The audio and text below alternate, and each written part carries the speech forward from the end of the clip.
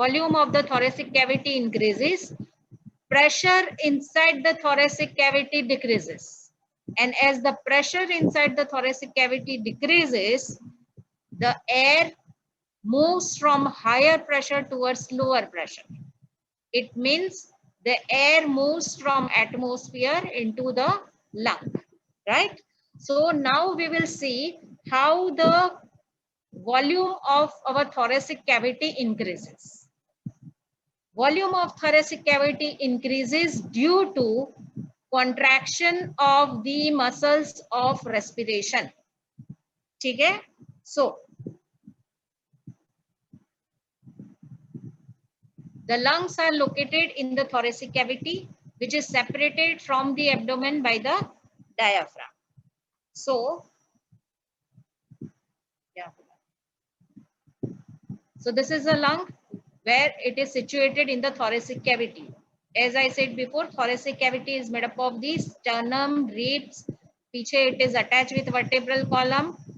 Below from abdominal cavity, it is separated from diaphragm. Figure में देखते जाओ.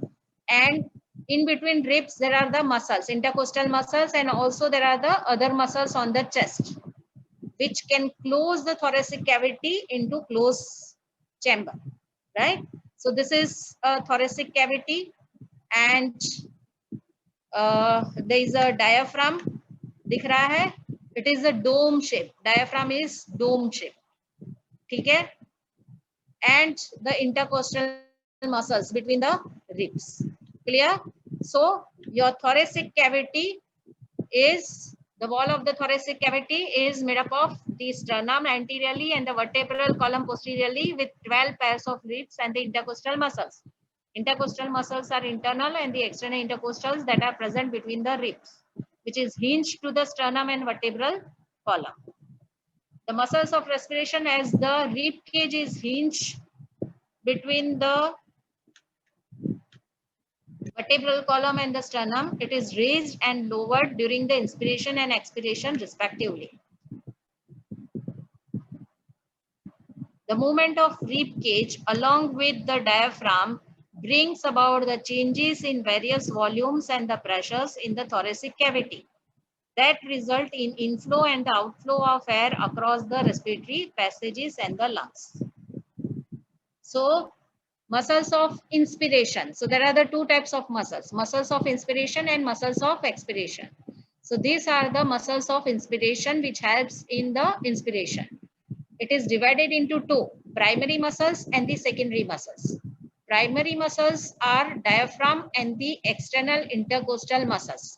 So these two are very important muscle because during quiet breathing, quiet means during normal breathing, the muscles which are involved in inspiration are these two, diaphragm and external intercostal muscle.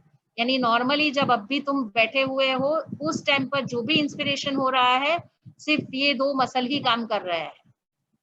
But when the extra amount of air is required, when there is a force inspiration is required, ठीक है, force inspiration is required, then there is a involvement of the other muscles and they are called as accessory muscles or secondary muscles. Because why the name is given? Because they are not involved at the time of quiet breathing, right? They are contracted only during force inspiration and they are scalene, sternocleidomastoids, neck and the back muscles and the muscles of upper respiratory tract, upper respiratory muscles. So here in this figure, you can very well see the muscles of inspiration. Okay? That is sternocleidomastoid, scalene, serratus anterior, external intercostals, and the diaphragm. And on the right side, the muscles of expiration was given. That is internal intercostals, transverse thoracis, external oblique, internal oblique, and the rectus abdominis. Diaphragm, because the inspiration is an active process. Inspiration is an active process because it occurs only when the diaphragm and the external intercostal muscle contracts, right? So that is why the detail of these two muscles you should know. मैं anatomical नहीं बताऊंगी, सिर्फ physiological. So diaphragm It is the main muscle of inspiration. Contraction of it contributes 75% of inspiration. It means whatever the inspiration occurs during quiet condition, during resting condition, 75% of inspiration is due to contraction of the diaphragm. And the diaphragm has a dome shape. ठीक है, dome shape होता है. कैसे? ये दिख रहा है.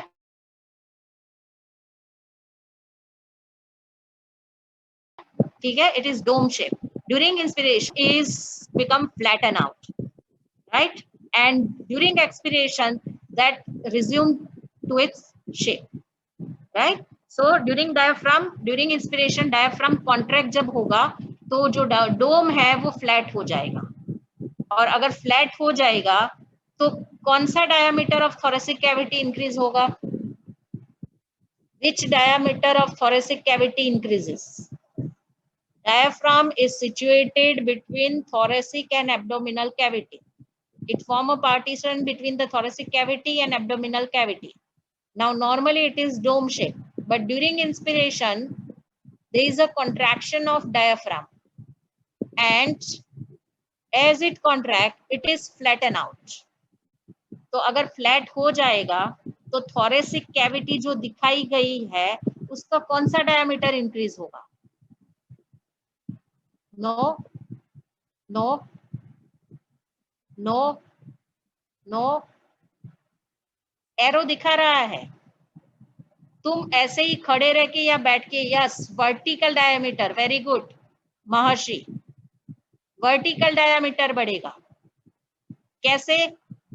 तुम सोचो, तुम अभी बैठे हुए हो या खड़े हो, ठीक है, अपने हाथ से with the help of your hand dome बनाओ डायफ्राम का दोनों साइड, और दोनों साइड के लंग के नीचे रखो. रखा सभी ने? ठीक है. नाउ उस डोम को, वो डायफ्राम है तुम्हारा हैंड, नाउ वो जब कॉन्टैक्ट करेगा तो फ्लैट हो रहा है, फ्लैटन हो रहा है. फ्लैट कर दो उसको.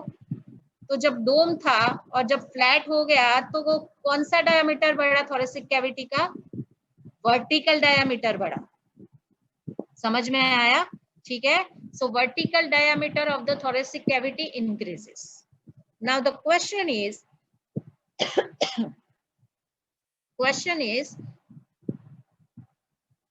नो मैम का क्या मतलब? रुशिल, वर्टिकल डायमीटर नहीं बढ़ा, ऐसा है?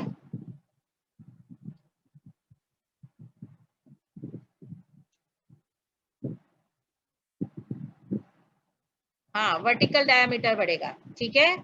So during quite respiration the diaphragm moves towards abdomen by about 1 to 2 centimeter, and during forced inspiration the descent of diaphragm occurs by about 10 to 12 centimeter. समझ में आया? तो सोचो, अगर तुम एक्सरसाइज कर रहे हो, it is not a resting condition, right? At that time there is a forced inspiration. So during forced inspiration diaphragm even 10 से 12 सेंटीमीटर तक नीचे जाता है कि वर्टिकल डायमीटर सोचो कितना ज्यादा बढ़ेगा. And that is required to take more amount of oxygen from the atmosphere. Now the question is कि how the diaphragm contracts, how the diaphragm contracts. So for that the impulses are coming to the diaphragm because diaphragm is a skeletal muscle. It is a respiratory muscle but it is a skeletal muscle. ठीक है. और skeletal muscle कौन सी nervous system से control होती है? It is control by which nervous system? Somatic. Clear? ठीक है, बराबर. सो somatic nerve, because diaphragm is a skeletal muscle, so it is supplied by somatic nervous system. Now the somatic nervous system for the diaphragm, it arises from C3, 4 and 5 cervical spinal cord segment. ठीक है. कौन से? C3, 4 and 5 cervical segment से it arises. And जो भी नव है उस नव का नाम है फ्रेनिक नव. So C3, 4, 5 से the phrenic nerve arises and phrenic nerve it supply the diaphragm. Now C3, 4, 5 तक impulse कौन भेजेगा? So impulse are coming from the higher center जो respiration को control करता है and it is called respiratory center and that respiratory center is situated in the medulla oblongata in the brainstem. ठीक है, which is a part of brainstem. So brainstem में there is a in the medulla oblongata there is a respiratory center and respiratory center it generate the inspiratory signals in a ramp fashion and that inspiratory signals through with the help of neurons is transmitted up to the anterior horns of the spinal cord C3, 4 and 5 cervical vertebra and even the thoracic vertebra, thoracic spinal cord segment, so that through the phrenic nerve the impulses will go to the diaphragm and through the thoracic spinal cord segment the nerve arises, thoracic nerve, intercostal nerve, and that intercostal nerve supply the fibers to the intercostal muscles. Clear? और यहाँ पर inspiration में external intercostal muscle है. So because of the impulses, because of the stimulation, the diaphragm contracts and the external intercostal muscle contracts. So presently what we are talking is diaphragm. So through the phrenic nerve, again I'll coming to the sequence. The respiratory center generates its own impulse. It sends the inspiratory signals to the anterior horn of the spinal cord C3, 4, 5 and the thoracic spinal cord segment. C3, 4, 5 segment say there is a origin of phrenic nerve. Through the phrenic nerve, the impulses reaches up to the diaphragm. And because of that diaphragm contracts. As the diaphragm contracts, there is an increase in a vertical diameter of the thoracic cavity. Is it clear? Okay. So this is a role of diaphragm in inspiration and 75% inspiration occurs due to the contraction of the diaphragm. Now coming to external intercostal muscle, not only the impulses reaches up to the cervical spinal cord segment, but it reaches up to the thoracic spinal cord segment and through the intercostal nerve, the fibers will go to the intercostal muscles. Now the external intercostal muscle, they present obliquely between the ribs in forward and downward directions. So दो rib है, ठीक है, दो finger लो अपनी, ठीक है, दोनों finger में अपने दूसरे हाथ से दूसरी फिंगर से एक्सटर्नल इंटरकोस्टल मसल बनाओ और उसका डायरेक्शन क्या रखो, फॉरवर्ड एंड डाउनवर्ड. ठीक है. नाउ अभी एक्सटर्नल इंटरकोस्टल मसल जब कॉन्ट्रैक्ट करेगा, ठीक है, it is in forward and downward direction. हाँ, अभी एक्सटर्नल इंटरकोस्टल मसल जब कॉन्ट्रैक्ट करेगा तो वो लोअर रिप को, बिकॉज एक्सटर्नल इंटरकोस्टल ऊपर की रिप से अराइज होता है और उसके नीचे की रिप पर वो इंसर्ट होता है, राइट. तो ऊपर की रिप से ऐसे फॉरवर्ड एंड डाउनवर्ड डायरेक्शन में बनाओ मसल. नाउ वो मसल कॉन्ट्रैक्ट कर रहा है. जब मसल कॉन्ट्रैक्ट करेगा तो वो जो इंसर्टेड पार्ट है, इंसर्टेड रिब है, उसको एलिवेट करेगा, यानी it elevates the lower rib. What it will lead to? It will elevate the lower rib. So contraction, it leads to increase in a transverse and antero-posterior diameters of the thorax. It means कि diaphragm when it contracts, it leads to increase in a vertical diameter, and when the external intercostal muscle contract, it leads to increase in a transverse and antero-posterior diameter. Now how? So this is how it increases the transverse and antero-posterior diameter. यहाँ figure में जो पहले हम bucket handle movement left hand side की जो figure है उसकी बात करेंगे कि अभी आगे मैंने बताया कि ribs rises from vertebral column. Vertebral column से ऐसे डाउनवर्ड दिख रहा है, ऐसे स्लैंटिंग पोजीशन है, फिर हॉरिजॉन्टल आके फिर थोड़ा सा अप होके स्टर्नम में थोड़ा सा अपवर्ड डायरेक्शन में वो इंसर्ट होती है रिब्स. ठीक है. और रिब्स पीछे से लेके आगे तक जो भी स्पेस है इंटरकोस्टल स्पेस, उसमें there is a external intercostal muscle. Now when the external intercostal muscle contract, right, the from second to 10th rib, starting from above second to 10th rib, when the external intercostal muscle contract from second to 10th rib, it elevates the rib in a horizontal direction like a handle of a bucket. दिख रहा है handle का bucket, sorry handle of a bucket, when you lift it out कैसी position होती है horizontal, right. और जब horizontal position में अगर वो बकेट हैंडल की तरह रिब एलिवेट होगी दोनों साइड की, तो कौन सा डायमीटर इंक्रीज होगा, कौन सा डायमीटर इंक्रीज होगा, ट्रांसवर्स, गुड, समझ में आ गया, ठीक है। Now due to contraction of external intercostal muscle, second to fourth rib, first 4 ribs, ठीक है, फर्स्ट 4 रिब एलिवेट हो रही है, एंड फर्स्ट 4 रिब जो एलिवेट होगी, it is like a handle of a water pump, handle of a water pump, ठीक है। तो हैंडल नीचे था, वो आगे ऐसा हो गया, so your sternum is elevated like a handle of a water pump. When first 4 ribs are elevated due to contraction of external intercostal muscle, it is elevated like a handle of a water pump, ठीक है। your sternum is elevated like this, और sternum अगर ऐसा elevate होगा तो कौन सा diameter बढ़ेगा,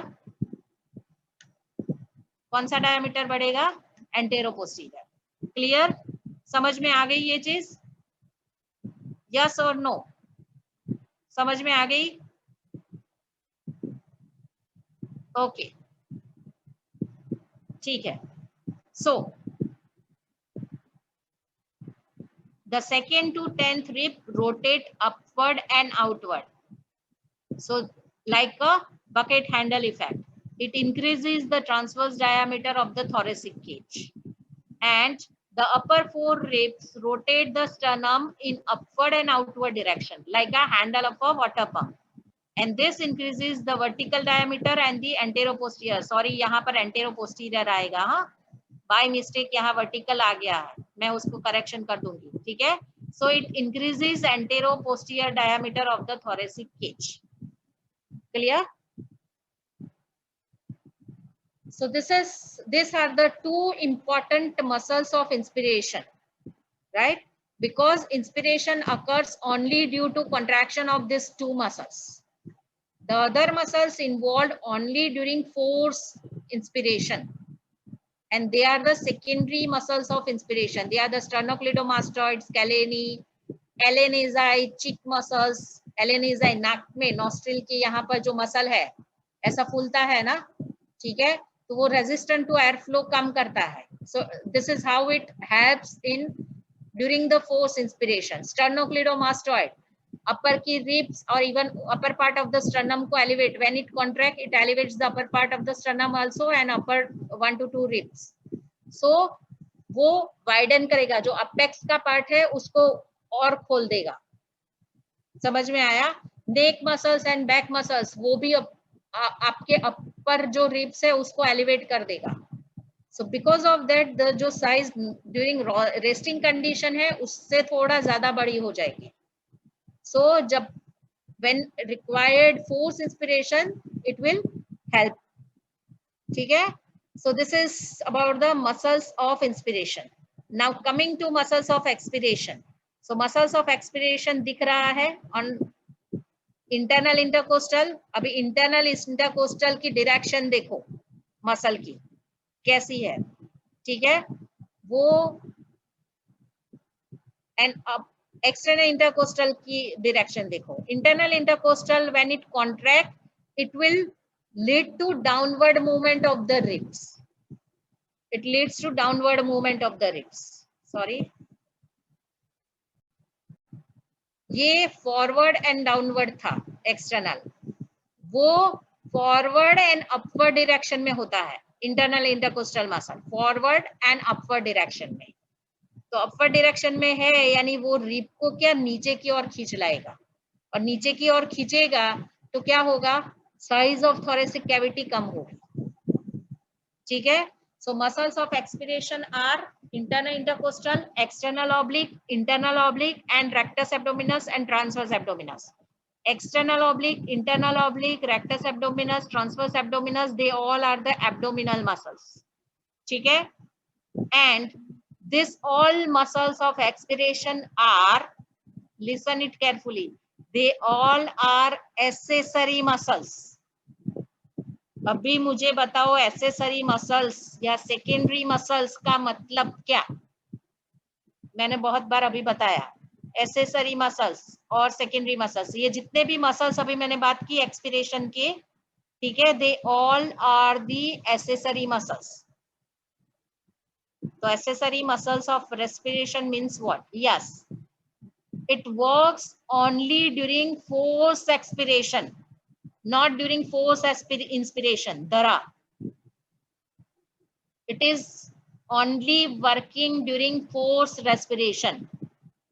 जो accessory muscles of inspiration है, they works only at the time of force inspiration, and जो muscles of expiration है, that is internal intercostal, external oblique, internal oblique, rectus, transverse abdominis, they all works only during force expiration. It means there are no primary muscles of expiration. There are no primary muscles of expiration.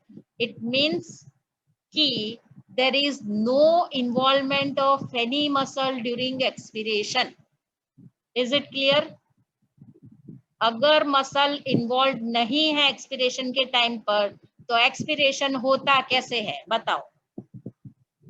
कैसे होगा expiration? Passively. ठीक है, passively का मतलब क्या समझाओ. No no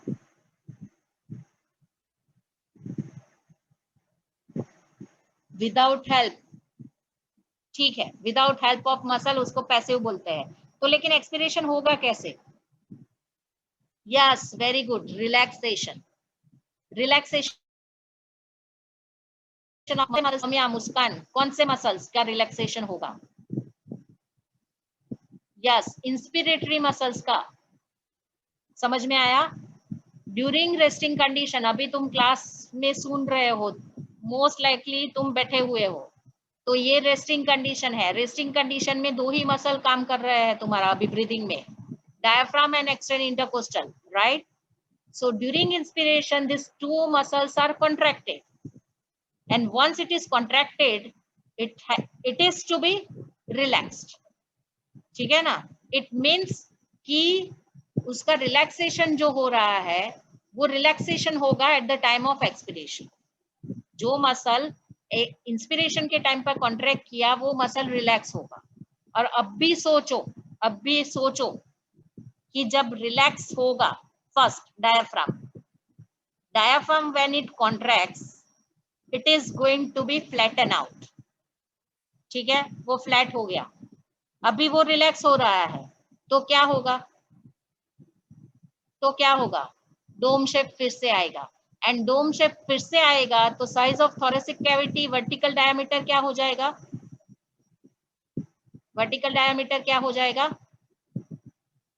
कम हो जाएगा, डिक्रीज हो जाएगा. क्लियर? ठीक है.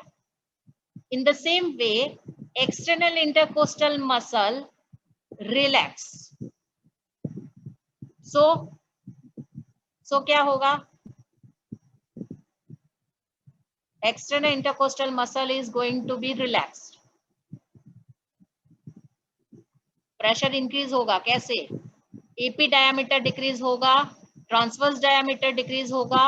In short, दिखने जाए तो due to relaxation of diaphragm and external intercostal muscle, vertical, horizontal, that is transverse, and AP diameter are decreasing. And as it decreases, volume of a closed container decreases. So as per the Boyle's law, pressure inside it क्या होगा? Increases. Clear? अभी pressure अंदर का ज्यादा है compare two atmosphere, तो air कहां से कहां मूव करेगी?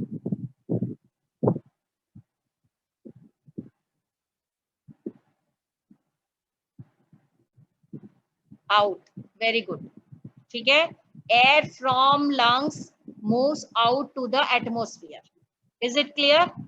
ठीक है, सो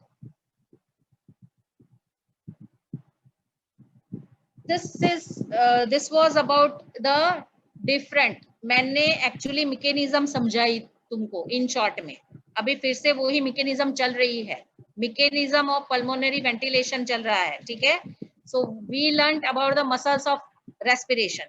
Now as the respiratory muscles contract and relax, the different pressure changes occur.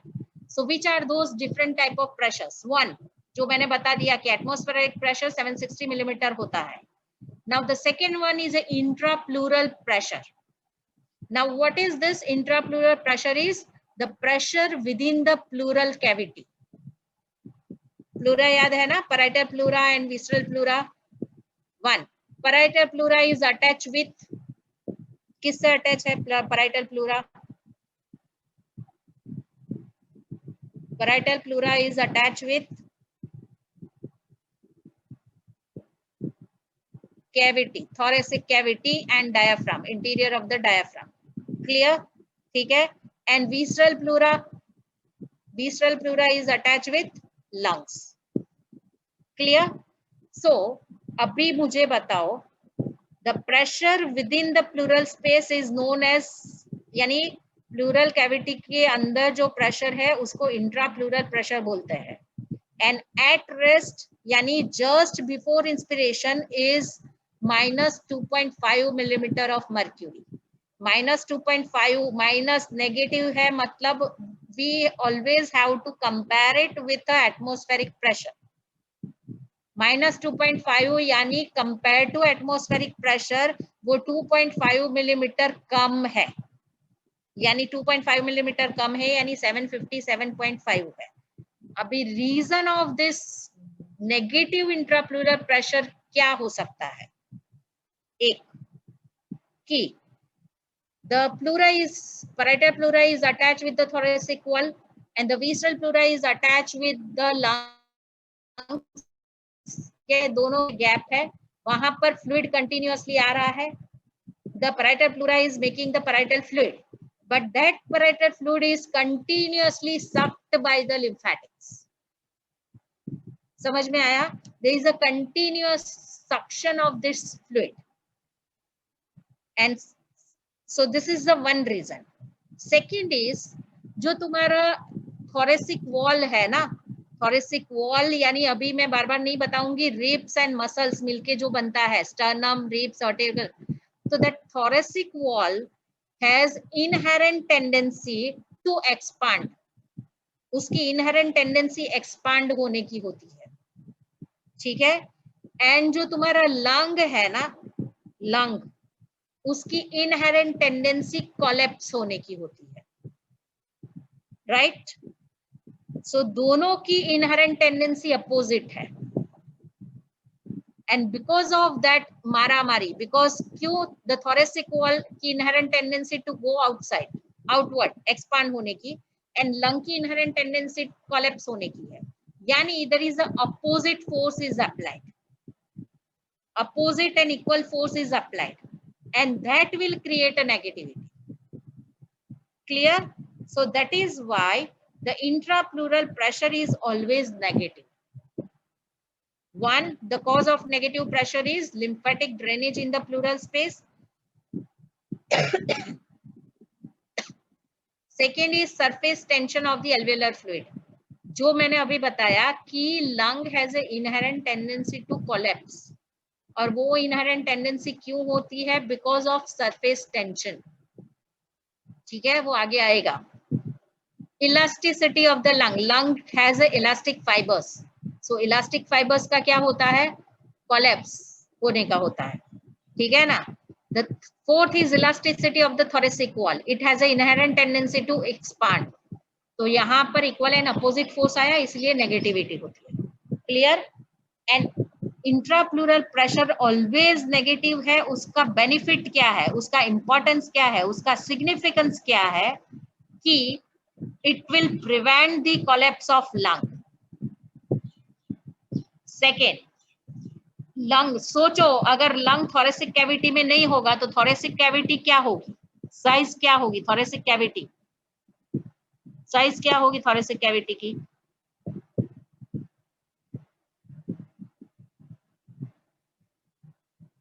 अगर लंग नहीं है, तुमने लंग निकाल दिया थोरेसिक कैविटी से, लंग ही नहीं है तो थोरेसिक कैविटी कैसी होगी?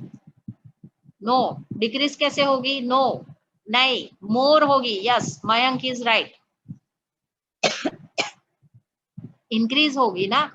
क्यों? क्योंकि मैंने अभी जस्ट बताया कि उसकी इनहेरेंट टेंडेंसी एक्सपांड होने की है। तो अगर लंग नहीं है ना तो तुम्हारी थोरेसिक कैविटी जो अभी है उससे ज्यादा बड़ी एक्सपांड होगी, ठीक है। लेकिन लंग्स है इसीलिए अपनी जो भी है नॉर्मल वो है। वैसे ही अगर लंग को तुम निकाल के थोरेसिक कैविटी में से निकाल के अगर बाहर रखो लंग को, तो वो कोलैप्स हो जाता है। समझ में आया? वो कोलैप्स हो जाता है। But lung is always in a thoracic cavity. बाहर निकालोगे तो आदमी तो मर ही जाने वाला है ना। समझ में आया? तो lung is always in a thoracic cavity, and वो जो इक्वल एंड अपोजिट फोर्स है ना,